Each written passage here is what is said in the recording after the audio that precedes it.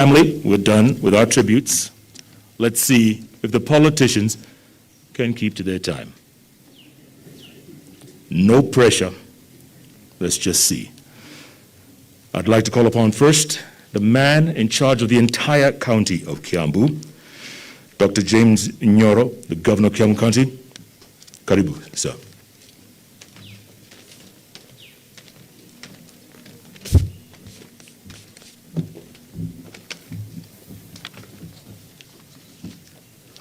Thank you very much, Jeff.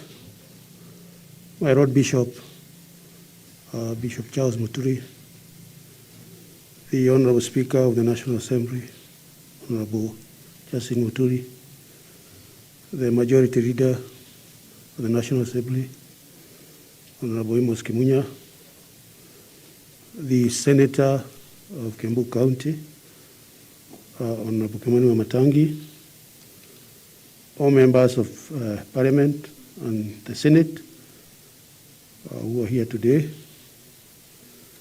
the family of the late Honorable Paul Koinange, our friend, ladies and gentlemen. As we know, we are gathered here today to bid farewell to a great, precious friend, a colleague, a confidant, my confidant, and my political mentor, Honorable Paul Koinange. On that very gloomy morning, we received the news of the passing on of our friend, Honorable Koinange, with sadness and shock. It will indeed take time for us to accept that Paul is no longer. Paul has been a very dedicated, hard-working servant of the people, an extremely humble, meek, and obedient servant who had time for all, a very, very rare trait for a politician. As you probably have heard and have seen in the eulogy, Paul's service went beyond Kenya.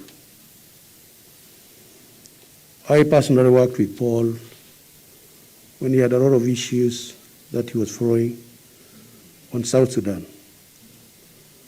I happened to have occupied a position at the Rockefeller Foundation, and we were all excited to hear that South Sudan is going to get independence.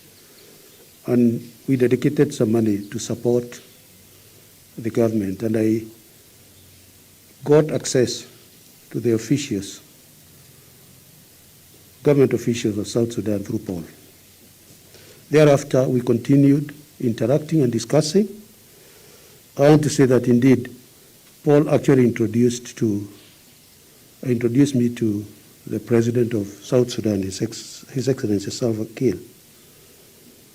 And those of you who remember our last prayer breakfast, the one that we did at Safari Park, where His Excellency Salva Kiir attended, on that same afternoon, Paul took me to His Excellency's hotel, and we had a discussion. As you know, in my whole area of passion of agricultural transformation in Africa. Paul akoretwo involved na projects thĩinĩ wa the sub-county na constituency ya Kiambaa. And indeed, like it has been enumerated by Karoga, projects iria Paul akoretwo nacio physical, ta cia mashukuru, but also projects cia kunyitithania andu a Kiambaa. A very, very rare thing, knowing the kind of politics that Kiambaa constituency has gone through. Paul's contribution to development of this constituency will be remembered forever. Unfortunately, there are projects that Paul intended to do that he did not live to see. the end of them. And I want particularly to mention two projects.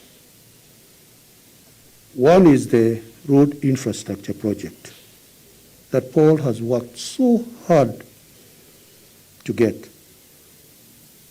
All the roads from Gashie through Kihara, Gasharage, all the way to Karura here, Raini, which we were told was the Rhine to separate the Africans and the Europeans. All those projects, Paul worked hard to get them off. Unfortunately, he did not live to see them break ground. And I want to confirm that those projects will still remain Paul's project through His Excellency the President. And those projects, I am told, that will probably break ground end of April, if not May, for all the road infrastructure that we are talking about. The second project, which Karuga has mentioned, is the Ruaka Dam. Paul started discussing with me the Ruaka Dam way before 2013. But it's only recently that I called Paul because we were looking at the master plan, water master plan for Kiambaa, and he told me that he has secured funding. So once again, that is going to be Paul's project, which is going to be implemented through the supervision of His Excellency the President and us as his Adwamoko.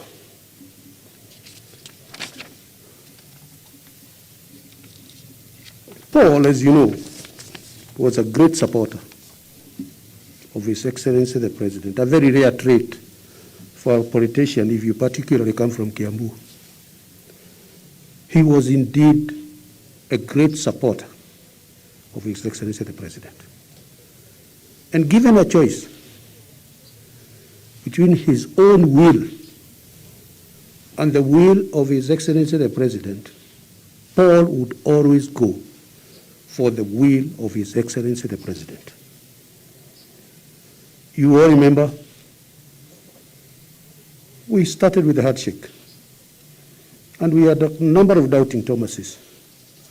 But Paul took it upon himself to not only embrace the handshake, but also to travel across the country, in all parts of the country. He spent so much time, and Honorable Buru Odiga will tell you, he spent so much time in Siaya, in Homa Bay, discussing about handshake. When handshake then moved on to become BBI, Paul was at the forefront of pushing BBI. Again, something that is very rare in Kiambu County. I want to remember his last political engagement before he left on 5th to Garissa. Out of nowhere, Paul decided to do a rally, and we were all being careful about bringing people together. And he asked me that we should do this rally in Mushada. And on 28th of February, we did a rally there. He brought in members of National Assembly, Senate, from across the country. Honorable Karuma, the MP for Homa Bay, was in that meeting. He brought in so many people. What was shocking to me was that he also decided to bring in different communities. The Maasais were there singing. I hope that video is there. The Ruyas were there. As you know, we are a cosmopolitan county with about 30% of our population being non-Kikuyus. And if you want to know that, go to Mushada or even Gashie. And Paul brought the people together and talked about BBI, benefits of BBI in Kiambu, benefits of BBI in Mount Kenya, and Kenya at large. That was his last political meeting. So as a county and as a constituency, we've really lost a great patriot and a servant of the people. I don't want to talk about security docket because there are people who are in a better position to speak about that. But what impressed me about Paul was that though he was a chairman, he took this as a full-time job. He was 100% involved in the security docket. And the transformation that we have seen since the onset of Al-Shabaab and so on is because of what Paul has been able to do. So, Paul, the team prayer is gone. We all pray to God that He'll give us strength so that we can push His legacy beyond. And therefore, on my own behalf, on behalf of the entire residents of Kiambu, on behalf of my family, let me take this opportunity to send a message of condolence to the family and tell them that, and to the people of Kiambaa, that we will continue with every single project that Paul had started as a legacy and as a respect to this foreign hero. Thank you, and God bless you.